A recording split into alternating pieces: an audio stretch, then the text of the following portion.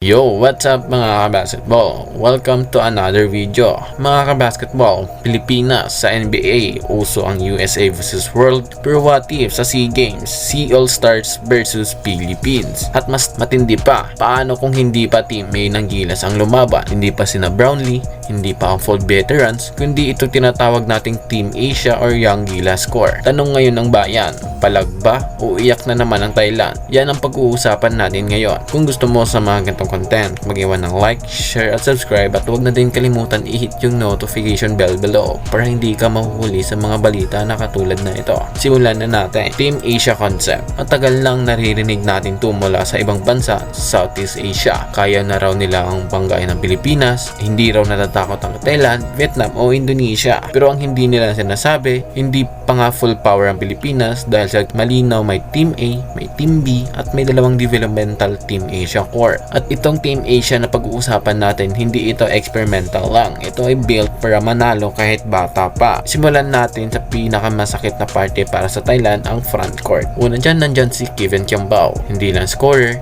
ito ay high IQ forward na kaya magbasa ng depensa, kaya mag-facilitate at may pang-international na shooting touch. Pangalawa dyan, hindi mawawala dyan si Carl Tamayo. Sanay sa exposure, may experience sa Japan B-League, stretch big na hindi mo pwedeng iwan sa tres, at kapag crunch time, hindi matitinag. Pangtatlo dyan, nandyan si Arvin Talentino. Ito ay tahimik pero nakakamatay. Physical, mahusay sa off-ball, at kapag uminit, good luck na lang sa depensa. Sa tatlong to pa lang, Thailand, match a problem agad.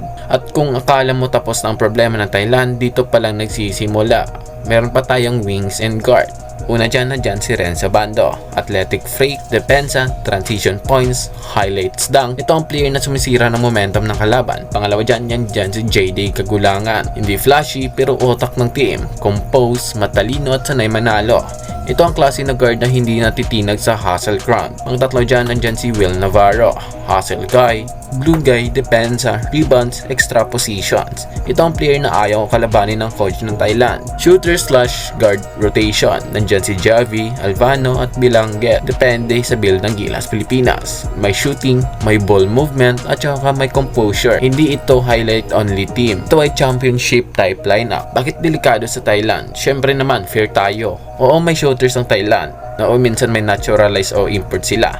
Pero kapag ang labanan ay system basketball, chemistry, at saka basketball IQ, syempre Pilipinas pa rin ang lamang. At kung ganito kabata, kabilis at kadisiplin ng lineup, hindi lang palag, mahihirapan talaga sila. At saka di malabo na makukuha ulit nila yung gold medal pag nagkataon naman nangyari yan. Syempre reality check tayo. Syempre hindi tayo delusional. Hindi po ito perfect lineup, kulang pa sa elite rim protector, may consistency issue minsan, pero ang mahalaga, paangat ang trajectory. Habang lumalakas ang grassroots, UAAP, NCAA at overseas exposure, mas lalong tumitibay ang future ng Gilas Pilipinas. Ang tanong, kaya ba? Kung sa akin lang, kayang-kaya talaga yan ng Gilas Pilipinas. Kahit Team Asia, Young Gilas lang ang ilaban, may sistema, tamang rotation at tiwala, kaya nila talunin ng Thailand. Hindi pa full powers yan, pero panalo material. Ngayon, ikaw ang tatanungin ko, sino ang idagdag mo sa Team Asia lineup? Sino ang tanggal? I-comment mo sa baba ang opinion mo. Huwag kalimutan ni like, share at subscribe para sa mas marami pang Gilas updates. Mga kabasketball, hanggang sa susunod na naman. Puso.